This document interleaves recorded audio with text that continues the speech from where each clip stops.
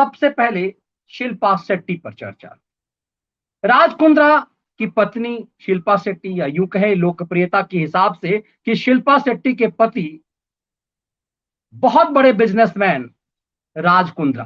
तो क्या जिसे बहुत बड़ा बिजनेसमैन कहा जाता था, उसका बहुत बड़ा बिजनेस, वो तमाम जितने भी कंपनियां हैं वो फर्जी हैं, और असली धंधा वो गंदा खेल का है, बॉलीवुड में पोर्नोग्राफी बनाने का खेल। क्या मूल खेल शिल्पा और उसके पति मिलकर के यही खेल रहे थे? शिल्पा ने शुरुआत में अपने पति के बारे में ये बताया कि उनका पति निर्दोष है, लेकिन आज जब अपने स्टाइल में आई क्राइम ब्रांच और शिल्पा से 6 घंटे तक जब दबा करके पूछना शुरू किया, तो उसकी सब एक्टिंग घुसर गई। वो खूब रोने लगी। क्राइम ब्रांच के सूत्रों के मुताबिक, मुंबई के क्राइम रिपोर्टरों के ने जो खबर आज दी है उसके मुताबिक, शिल्पा 4 से 5 बार रोती आई। अब कितने इसमें सच्चाई है कि 4 से 5 बार रोई, या 1 बार रोई, या 3 बार रोई, लेकिन शिल्पा उसी तरह से रोती नजर आई। शिल्पा शेट्टी को दरअसल लगता है कि आंसू उसके लिए हमेशा वरदान साबित हुआ है। शिल्पा ने आंसू बहा बहा करके ही अपनी लोकप्रियता कमाई है। शिल्पा शेट्टी एक समय में बॉलीवुड में उसकी उसकी एक्टिंग की कभी कोई चर्चा नहीं रही, लेकिन जब उसने रोने का धंधा शुरू किया, उस रोने के धंधे से उसे कामयाबी मिली। जब उसने बिग बॉस, इंग्लैंड में बिग बॉस में फूट फूट करके रोया, तो उसने भारतीयता को भुनाया। आंसू कई बार लोगों के दांव चलने के काम आ जाते हैं, और इसी में शिल्पा शेट्टी इसकी सबसे बड़ी उदाहरण है। तो शिल्पा को लगा कि आज वही आंसू उसके लिए वरदान बन जाएगा। क्राइम ब्रांच के सामने शिल्पा फूट फूट के रोई और अपने टिश्यू पेपर से अपनी आंसू पोंछते नजर आई। शिल्पा शेट्टी वही रोना धोना करती रही जो कभी बिग बॉस, जिसका नकल हमारे देश में बिग बॉस के रूप में हुआ, उस बिग बॉस में उसने रोना शुरू किया और यह कहना शुरू किया कि उसे अपमानित किया गया, ये कह करके कि वो एक काली है। मतलब उसका अपमान इंग्लैंड में इस तरह से किया गया, और इस दांव के कारण उसकी चर्चा इतनी हुई कि भारत में बिग बॉस प्रोग्राम बनने लगा और शिल्पा शेट्टी फाइनल लिस्ट में आ गई। शिल्पा को लगा कि यही रोने का धंधा यदि वो क्राइम ब्रांच के पास कर लेगी तो अपने पति को बचा लेगी, यदि पति को नहीं बचा पाई तो कम से कम खुद तो बच ही जाएगी। लेकिन पुलिस जब सख्ती करती है तो ये रोने का नाटक यूं ही घुसर जाता है। शिल्पा शेट्टी से 6 घंटे तक ठोक करके पूछताछ की जब क्राइम ब्रांच ने, तो शिल्पा शुरुआत में जो अपने पति को बचा रही थी, उसके बाद उसने अपने पति के बहनोई को, अपने नंदोई को फंसाना शुरू कर दिया, अपने ननद की पत्नी को लपेटे में ले लिया। कहते हैं ना कि जब चोर फंसता है तो फिर अपने आसपास के सहयोगियों को भी फंसाना शुरू कर देता है। शिल्पा शेट्टी ने सीधे नाम ले लिया क्राइम ब्रांच के सामने में कि उनकी पति, उनके जो नंदोई हैं, जो ननद के पति हैं, मतलब इस पूरे प्रकरण में शिल्पा शेट्टी ने फंसा दिया अपने पति के बहनोई को। अब इस खेल में कितनी सच्चाई है, ये चीजें तो अब सामने आएगी, लेकिन शिल्पा ने ये जो दांव चला है कि प्रदीप बक्सी नामक एक शख्स है जो लंदन में यह धंधा करता है।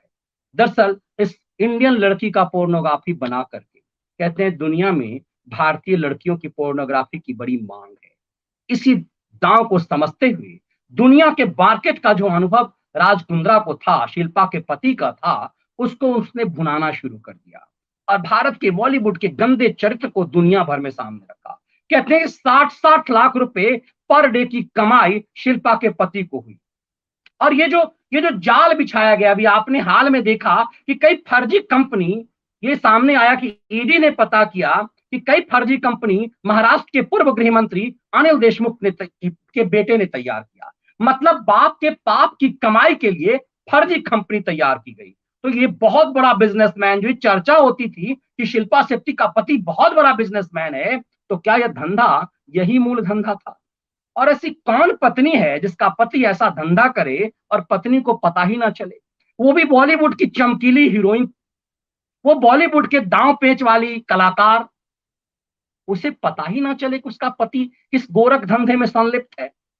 जब जब क्राइम ब्रांच ने सख्ती से पूछताछ करनी शुरू कर दी, तो पति के बचाने के बदले शिल्पा उसे फंसा करके ही अब खुद निकल जाने की कोशिश में लगी। शिल्पा ने कहा कि यदि यह धंधा करता था उसका पति, तो मेरा इस धंधे से कोई लेना देना नहीं, मुझे इसके बारे में कुछ नहीं पता। माल मोटा आ रहा था, ये तो पता था। माल मोटा आ रहा था घर में, शिल्पा शेट्टी के अकाउंट से लेन देन हो रहा था, ये ईडी ने पता कर लिया। इसीलिए मैंने कहा कि अब इस केस में ईडी की एंट्री हुई है। और पिछले कुछ सालों में, खास करके जब से अमित शाह देश के गृह मंत्री बने हैं, ईडी की एंट्री मूल रूप से इसलिए ज्यादा जरूरी होती है। इस देश में कांग्रेस की सरकार के दौरान हमेशा यही होता था कि बड़े बड़े लोग, जो बड़ी बड़ी मछलियां हैं, वो फंस रही है। ये पब्लिक को मूर्ख बनाने के काम तो आता था, लेकिन उसकी मोटी कमाई पर कभी कब्जा नहीं होता था। शिल्पा शेट्टी का अकाउंट लेन देन का सट्टेबाजी का माध्यम था। जांच एजेंसी का मानना है कि बड़े पैमाने पर जो लेन देन हुआ है वो शिल्पा और राज कुंद्रा का ज्वाइंट अकाउंट है। कई सारे अकाउंट जो है वो शिल्पा शेट्टी के हैं। तो फिर शिल्पा का ये ड्रामा, शिल्पा का ये रोना, ये बिलखना, ये फूट फूट करके रोना, ये क्या खेल है शिल्पा शेट्टी का? शिल्पा शेट्टी का ये फिल्मी दांव क्या क्राइम ब्रांच के सामने चल पाया? और क्राइम ब्रांच के पास चल भी जाएगा तो ईडी क्या छोड़ देगी शिल्पा शेट्टी को? ईडी ने इस मामले में एंट्री मार ली है। जैसा मैंने हमेशा कहा कि पिछले कुछ दिनों से आपने देखा होगा कि हर तरह के इस तरह के केस में ईडी की, प्रवर्तन निदेशालय की एंट्री होती है। और प्रवर्तन निदेशालय दरअसल अतरी से माल निचोड़ लेता है। आपने कितनी चोरी की, आपने कितनी बेईमानी की, दरअसल इन लोगों को बहुत फर्क पड़ता नहीं है, क्योंकि इन्हें लगता है कि जेल में भी इनके लिए तो मौजगाह होगा, मोटा पैसा जेलर को देंगे, वकीलों पे खर्चा करेंगे, कभी बीमारी के नाम पे जमानत हो जाएगी, कभी परिवार वालों के बीमारी के नाम पे जमानत हो जाएगी, और मौज अपना चलता रहेगा। क्योंकि अवैध जो करोड़ों का साम्राज्य है वो कुछ वकीलों के पास चला जाएगा, कुछ जेलरों के पास चला जाएगा, फिर इनको कोई फर्क नहीं पड़ता। सालों से इन लोगों को कोई फर्क पड़ा नहीं। ये पेज थ्री के लोगों को सालों से इन सब चीजों का कोई फर्क नहीं पड़ा, इसीलिए इन्हें लगता है कि इससे इन्हें कोई फर्क नहीं पड़ेगा। लेकिन अब ईडी की एंट्री होती है तो अतरी से पूरा पैसा निकल जाता है। ये 7 पुश्तों के लिए जो जमा की गई पाप का धन है वो ईडी पूरा नोच नोच करके निकाल लेता है। इसमें ईडी की एंट्री हो गई है।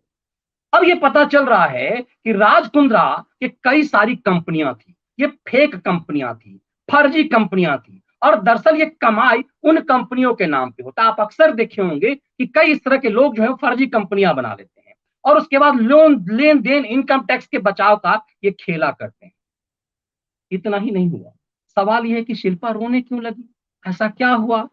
अपनी ठसक वाली शिल्पा, हमेशा मुस्कुराने वाली शिल्पा, हमेशा दांव पेच चलने वाली शिल्पा, वो शिल्पा जिसने अपनी जवानी में, जो कायदे से कहा जाए कि फिल्म के लिए जो उसका जो करियर का जो टाइम था, उस समय वो बॉलीवुड की एक फ्लॉप हीरोइन थी।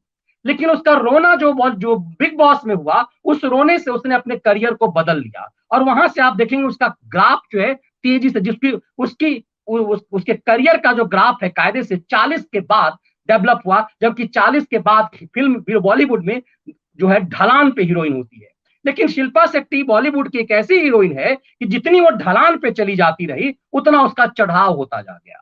ऐसा क्या है, किस दांव से ये सब चीजें हुई? शिल्पा पूरे बॉलीवुड की एकमात्र अभिनेत्री मुझे नजर आती है जिसकी उम्र जितनी ढलती गई उसका चढ़ाव उतना ज्यादा बढ़ता चला गया, उतनी ज्यादा पॉपुलैरिटी हुई, उतनी उसकी कमाई होने लगी। तो ये कमाई का धंधा कहां से था?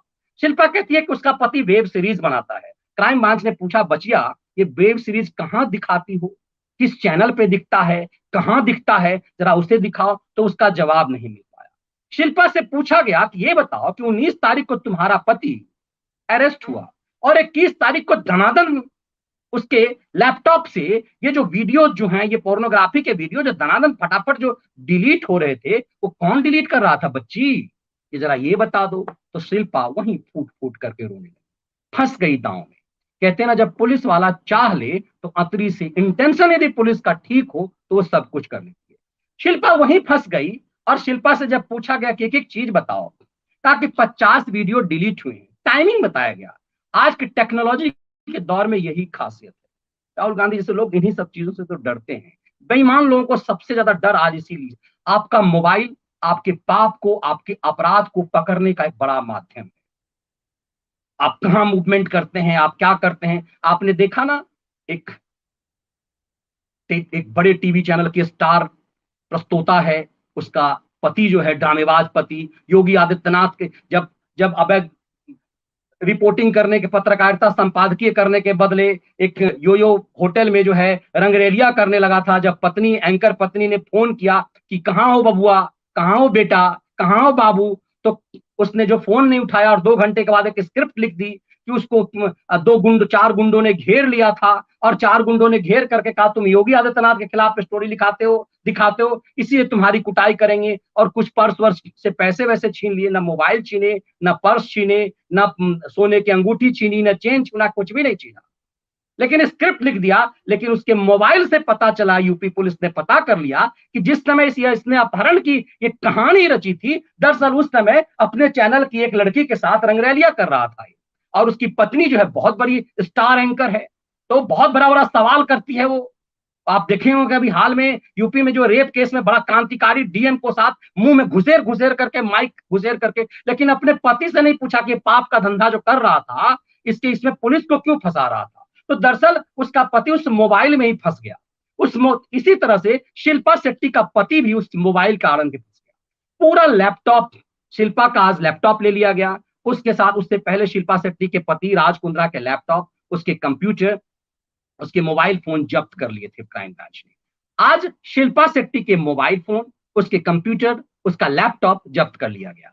पता चला कि उसी जगह से, चूंकि पासवर्ड, आप कंप्यूटर कुछ भी हो, आप भले ही आप राज कुंद्रा के लैपटॉप को आपने जब्त कर लिया, लेकिन पत्नी के पास तो पासवर्ड है, तो किसने खेल कर दिया कि भाई इतना निजी कौन था जिससे, जब जब वो हिरासत में था, जब राज कुंद्रा पुलिस के हिरासत में था, तो दनादन ये सब डिलीट कैसे हो रहा था, कौन डिलीट कर रहा था ये सब।